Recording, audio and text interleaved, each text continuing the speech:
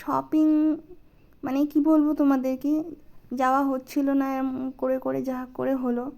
তো এর মধ্যে কিছু শাড়ি আছে, সেগুলোকে আমি তোমাদেরকে দেখাবো। ব্লাউজগুলো এই ভিডিওতে নিই, সেগুলো আমি তোমাদের পরের কোনো ভিডিওতে দেখিয়ে দেবো।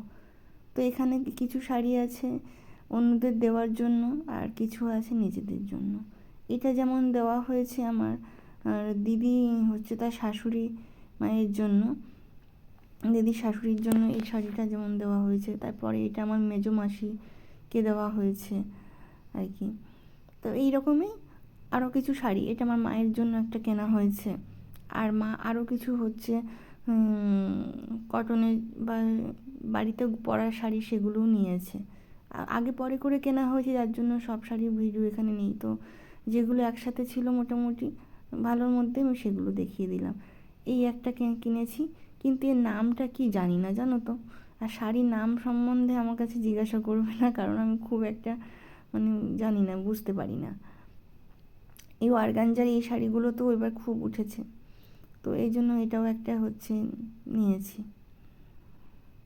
কেমন হলো জানিও শাড়িগুলো কিন্তু, আর কোনটা বেশি ভালো লাগছে সেটাও জানাবে।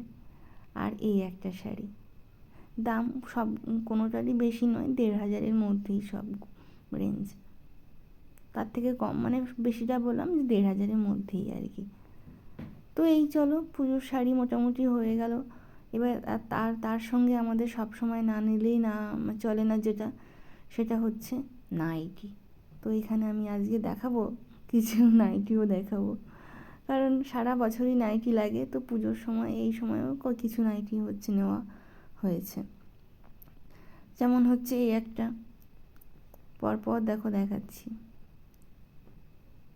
অনেকগুলোই নেওয়া হয়েছে।